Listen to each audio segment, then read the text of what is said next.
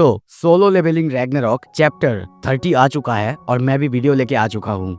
जल्दी से जल्दी लाइक कर दो क्योंकि अभी भी मेरा गला खराब है, फिर भी मैं आपके लिए वीडियोस जल्दी से जल्दी ला रहा हूँ। और ऐसे ही सोलो लेवलिंग सबसे पहले और डिटेल में अगर देखना है, सबसे पहले इसी चैनल को सब्सक्राइब कर लो।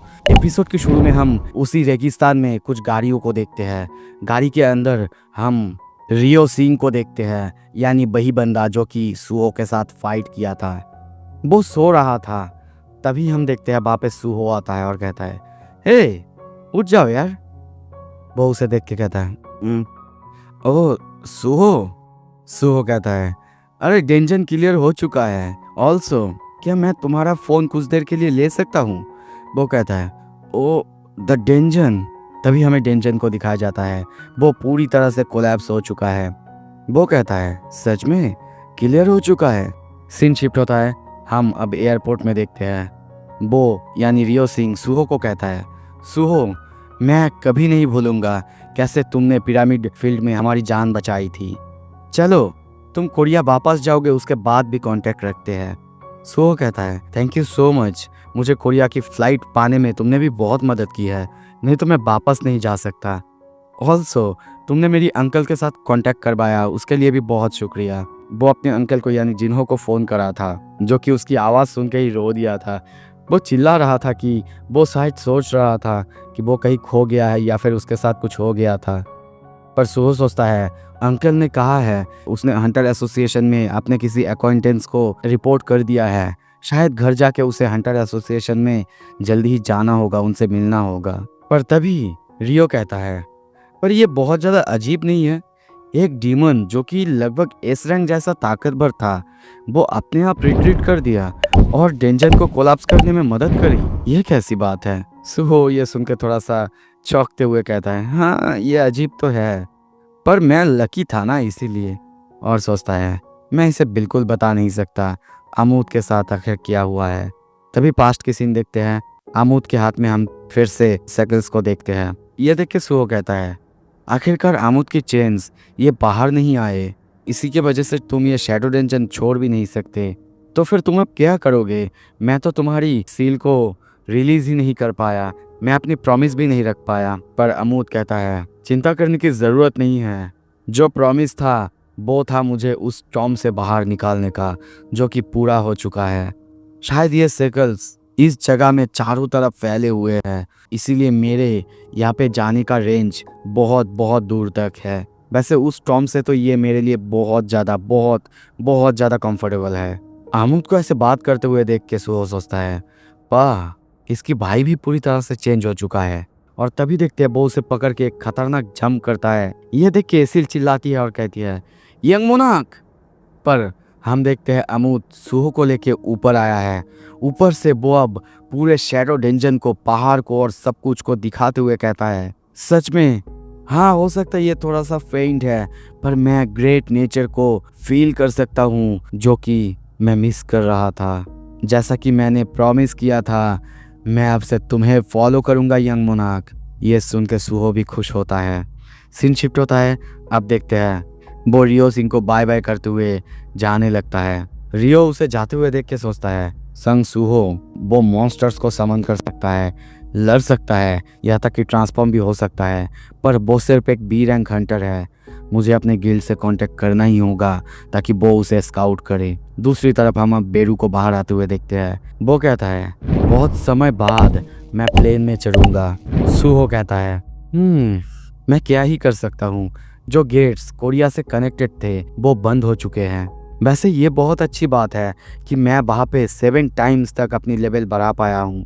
वहाँ की बॉस मॉन्स्टर और वहाँ की अर्जेंट क्वेस्ट को कंप्लीट करने के बाद मैं वहाँ पे 7 टाइम्स तक अपनी रैंक को बढ़ा पाया हूँ। वैसे बेरू, क्या तुम अब चेक कर सकते हो मेरे करंट स्टैट्स वो आखिर क्या है, उसके हिसाब से मैं कौन से रैंकिंग पे आता हूँ?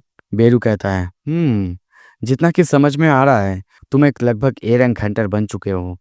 ये सुन के सुहो कहता है, ओह मैं एक ए रैंक हंटर हूँ।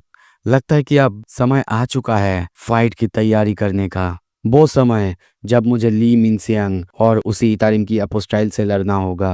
तभी सीन शिफ्ट होता है, हमें एक बिल्डिंग के अंदर दिखाया जाता है। शिवरली गिल्ड वहाँ पे किसी को बातें करते हुए देखते हैं। हमारा गिल्ड बहुत बड़ा हो चुका है, हम सिर्फ एक सी रैंक के हंटर गिल्ड है, पर फिर भी अब हम बी रैंक के गेट में भी जा सकते हैं, क्योंकि बी रैंक के गेट जो कि इंचियन में खुला है, वहाँ पे जाने का राइट्स हमें मिल चुके हैं। दूसरा बंदा कहता है हाँ बिल्कुल सही, देखो तो अब हमारे पास एक बहुत बड़े ऑफिस भी है। एक और बंदा कहता है ये सब कुछ इसी स्टारडस्ट की वजह से है।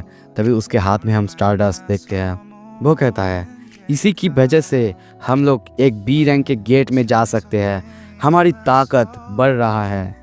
पता नहीं क्यों, पर लगता है इसे खरीदना अब ब्लैक मार्केट में थोड़ा सा आसान हो रहा है, और पहले से ये इसका दाम थोड़ा सा घट भी रहा है। मुझे नहीं पता इसे कौन बना रहा है, पर मैं उसका बहुत बहुत ज़्यादा शुक्रगुजार हूँ। तभी दूसरा बंदा कहता है क्या ये सच में अच्छा है, पर मुझे कुछ अजीब लगता है इसमें, पता नहीं क्यों।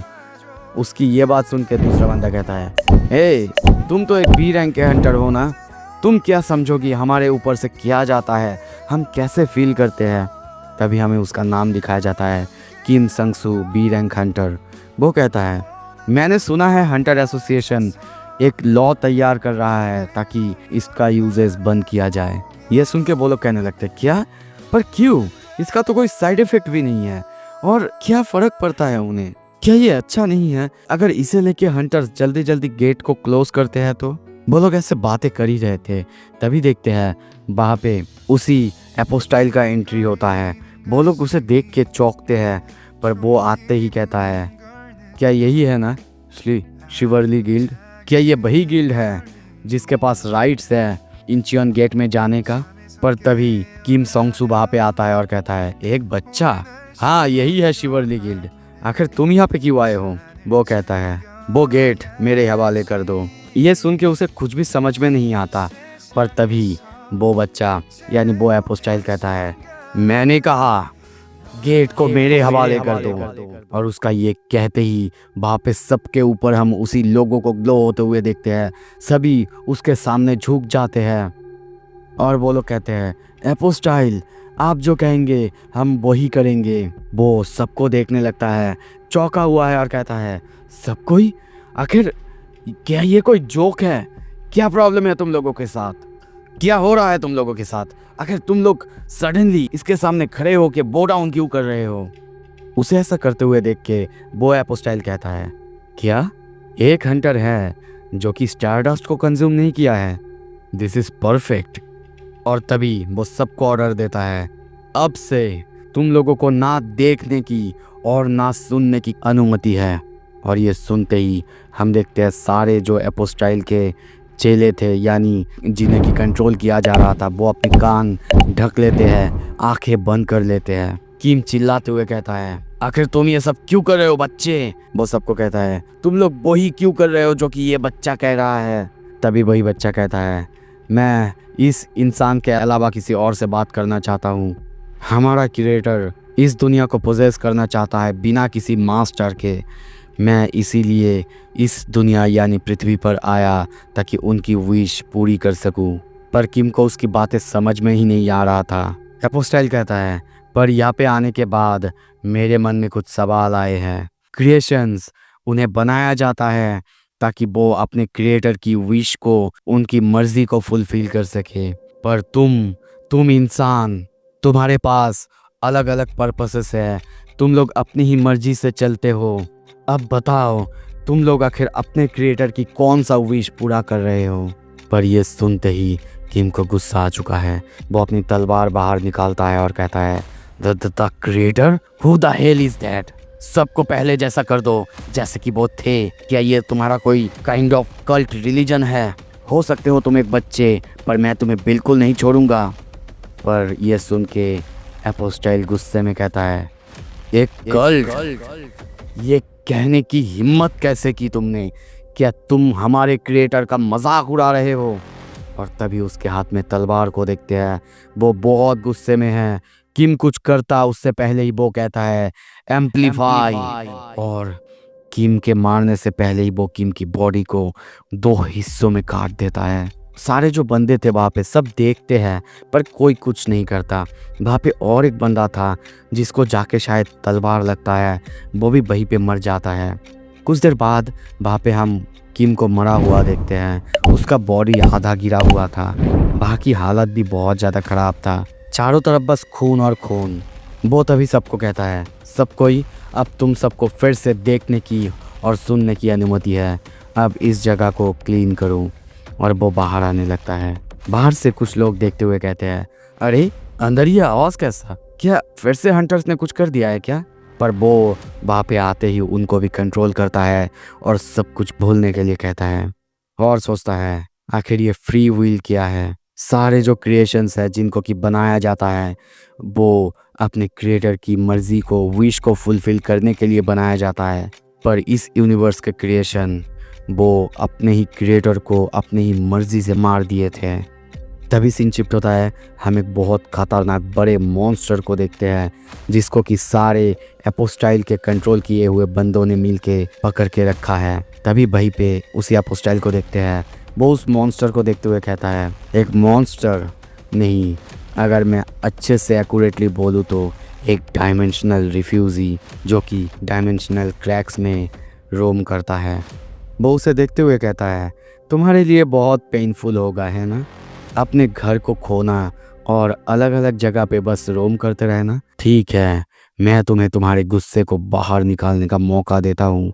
और तभी वो उसके ऊपर कुछ पावर इंजेक्ट करता है और कहता है, अब जाओ बाहर जाके रैम्पेंट फैलाओ, तबाही फैलाओ अपनी मर्जी से, जहाँ जाने की इच्छा, जो करने की इच्छा करो। और सोचता है अब मुझे इस दुनिया को और ज़्यादा इन्वेस्टिगेट करना होगा, सब कुछ हमारे क्रिएटर की मर्ज़ी को फुलफ़िल करने के लिए। सो अब आगे क्या होगा, ये एपोस्टाइल आखिर कितना ज़्यादा पावरफुल है और वो मॉन्स्टर जिसको कि अब इसने खुला छोड़ा है वो आखिर कितना ज़्यादा तबाही फैला सकता है। सब कुछ अगर देखना है जल्दी से जल्दी सब्सक्राइब कर लो, क्योंकि अगला चैप्टर आने के बाद ही मैं आपके लिए लेके आऊँगा। Thank you so much video देखने के लिए। Stay tuned.